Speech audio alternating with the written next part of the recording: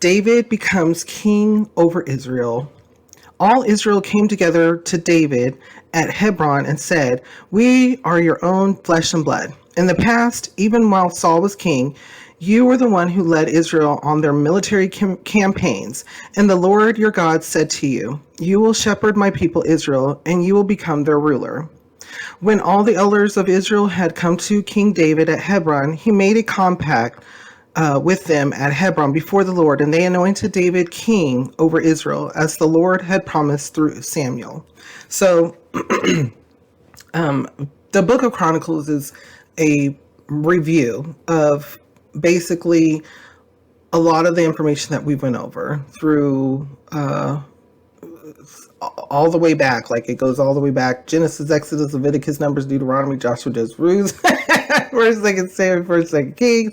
So it goes back, and it deals with both Israel and Judah, and it gives us additional information that every little bits and pieces here and there that we may have missed out on during the previous books. And so there's going to be a lot of information, and this is because what we just left off is Saul and his family basically have now been killed. Remember, Saul was the first king over Israel because they wanted a king so bad, and so Saul was anointed as the first king, and he looked the part. But at first he really didn't have that character until the Holy Spirit came over him, and so he had more of a little bit of a shyness, even though he was more taller, more commanding of appearance. He hid. Remember, he went to hiding. He was kind of worried, kind of scared, that he was being selected to lead the Lord's people. And so he followed as much as he could of the Lord, but he also did what he wanted to do. And because of that, he ended up sinning a lot too, and not following the Lord's commands. And so the Lord told him that the Lord would pull Israel from him. And so there was another person by the name of David, who was a sheep herder, right? Interesting, because David is in the line of Jesus. And so David was a sheep herder, watching after sheep, and he ended up becoming king.